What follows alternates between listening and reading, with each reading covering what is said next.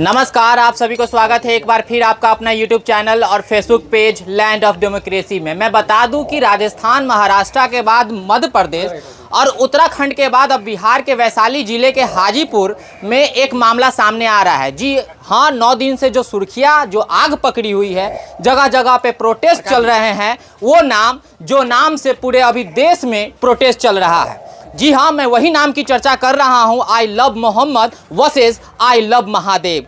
क्या पूरा मामला है, इसके जानने के लिए अभी हमारे साथ में प्रकाश पांडे सर हैं जो कि यहाँ पे हैं। और मैं बता दूँ हमारी उपस्थिति अभी जड़ुआ मंगली अखाड़ा के पास में है। क्या माहौल है यहाँ का, क्या मुद्दा है? देखिए, यह पूरे देश में एक ट्रेंड चलाया जा रहा है। आई लव मोहम्मद के नाम पर पूरे देश में जानबूझकर एक ड्रामा तैयार किया जा रहा है देश के माहौल को बिगाड़ने के लिए।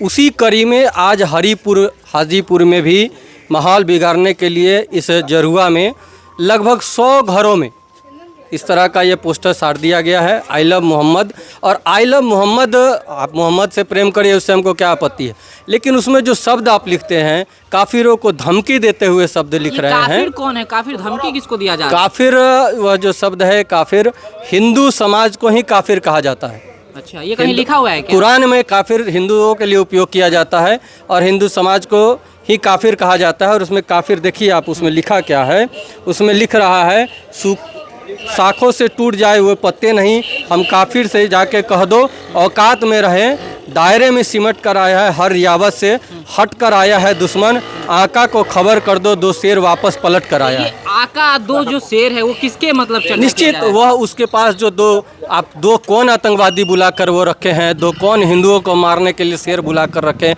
वही बता सकते हैं ना। वह जो है वो किसका मतलब किससे संबंधित किया अब ये तो वह लिखे हैं, आका शब्द जो है, आका को खबर कर दो।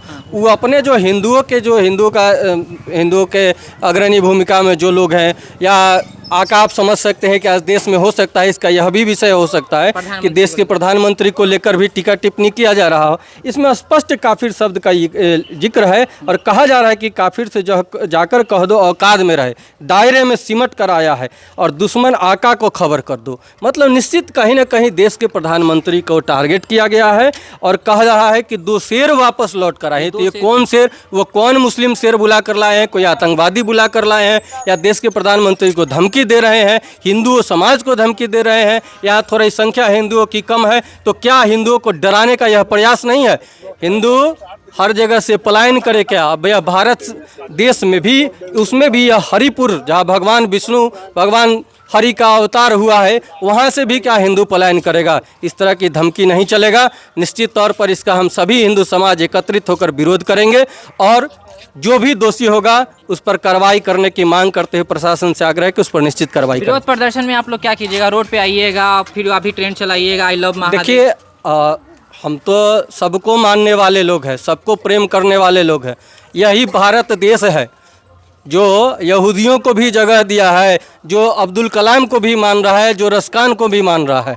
लेकिन अगर आप इस देश में आतंकवादी बनकर रहना चाहिएगा, भारत माता की जय कहना पसंद नहीं करिएगा, तो इस देश में उपद्रवियों के लिए बहुत जगह नहीं है। कहीं ना कहीं नेपाल के बाद में ये जो आग जो पकड़ी है, ये जो नाम जो ट्रेंडिंग चल रहा है, कहीं ना कहीं उससे भी तार जोड़ा जा रहा है क्या? बिल्कुल।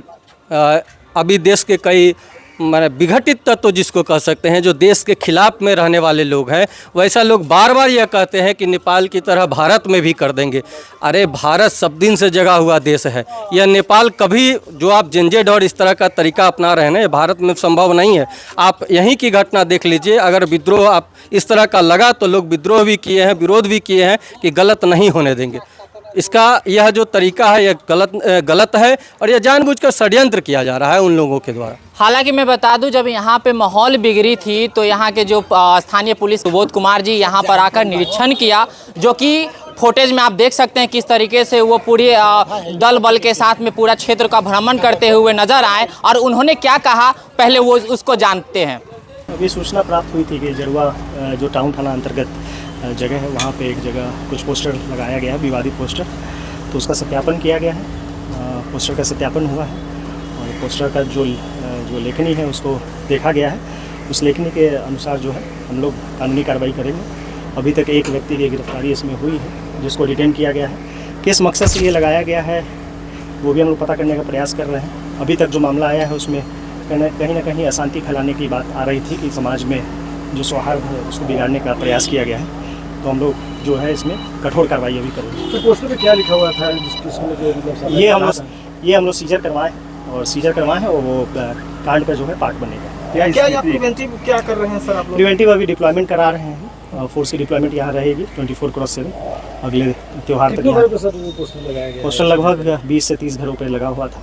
ठीक है, घर वालों का भी बयान लिया गया, उन लोग के द्वारा बताया गया कि किसके द्वारा है। फुटेज भी हमारे पास है, CCTV फुटेज, जिसके आधार पर सत्यापन की गई है किसके द्वारा लगाया गया और अभी पूछताछ किया जाएगा उनसे कि क्या उनका मनसा था। एक व्यक्ति को अभी डिटेन किया गया है, उनसे पूछताछ की जाएगी कि क्या मनसा था उनका। फिलहाल जो मनसा नजर आया वो अशांति फैलाने का था, उस पर हम लोग कार्रवाई करेंगे।